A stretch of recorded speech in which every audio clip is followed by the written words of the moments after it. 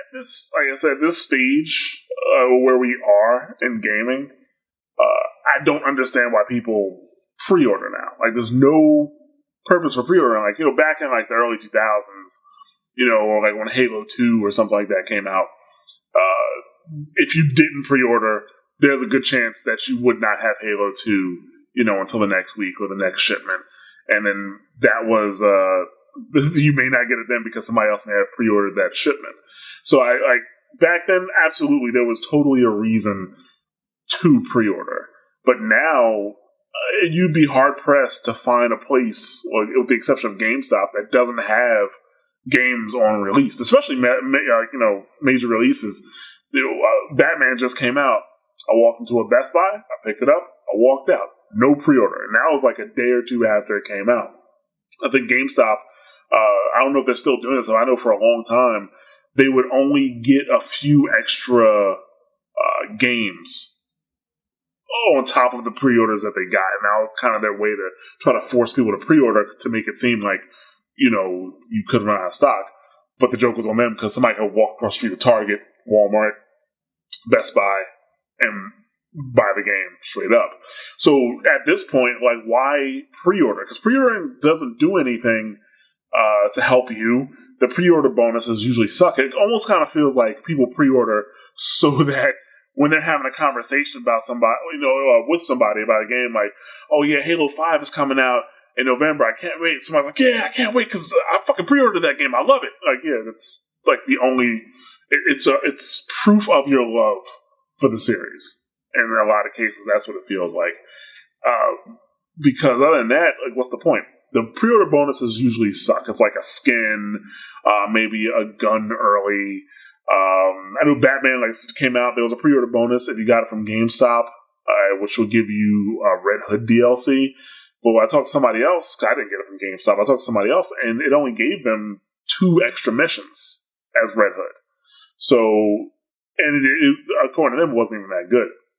So like, they either suck or they do things like Dying Light, where Dying Light's pre-order bonus was an entire multiplayer segment. It was a multiplayer component, and only people who pre-ordered it got the multiplayer game mode.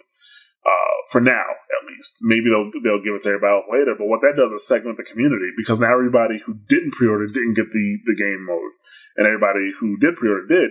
But it's a multiplayer game mode, so you want as many people as possible playing that, that game mode to keep the community alive. What's the point of having a multiplayer game mode if nobody's playing it?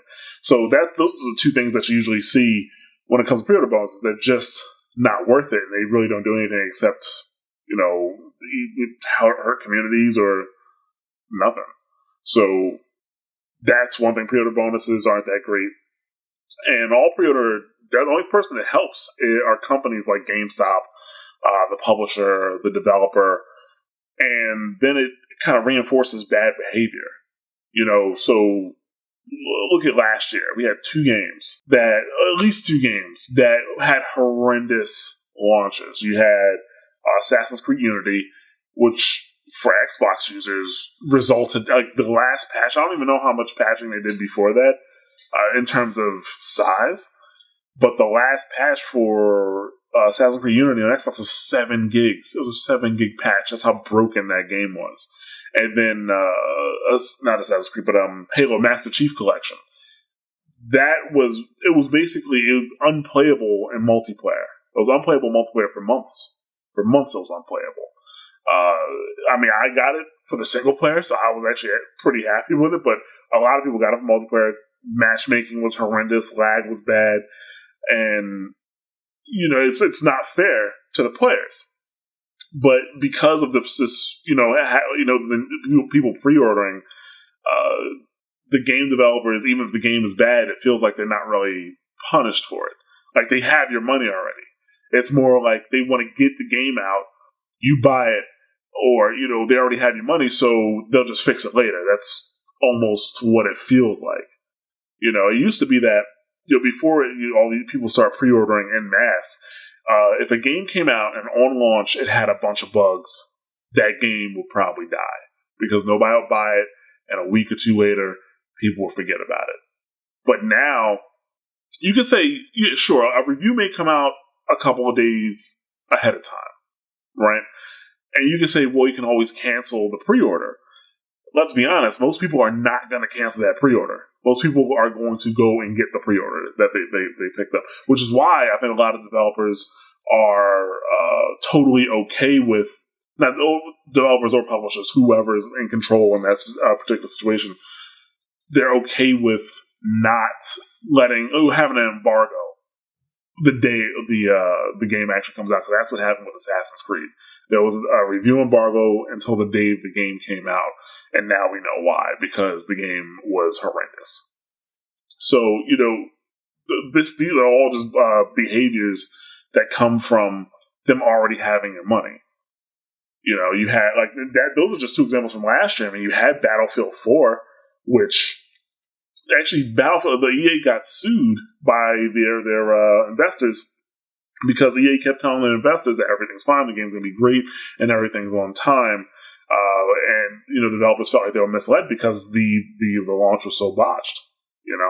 And I think it's funny that happened with Battlefield 4, but still a ton of people pre-ordered Battlefield Hardline, which I didn't hear that much trouble about, so it may not be that bad. But, if developers actually felt that there was going to be some consequence to releasing a bad game, this may be different for small developers, indie developers. It may have more of an impact. But when you have a company like EA, Ubisoft, Activision, they will, without hesitation, push a broken game out. We have seen it time and time again, and they already have your money, so it's like, oh well, what you gonna do about it? We've seen how certain publishers act when they already have your money. Look at the WB Games with Arkham Origins. WB Games with Arkham Origins, that game was broken on PC, and they straight up came out and said they were only going to fix stuff that stopped progression. There was a whole bunch of other stuff that was broken with the game, and they did not work on it. So there needs to be some type of consequence for the publisher or the developer not pushing out a quality product. I mean, having a few bugs, that's expected. No game is going to come out perfect, but it's ridiculous to have a 7 gig patch in December when your game came out in November. Or taking months to fix latency issues like Battlefield 4 or Halo Master Chief Collection. So all pre-ordering does, it just promotes bad behavior for the publishers and developers, and it really needs to stop.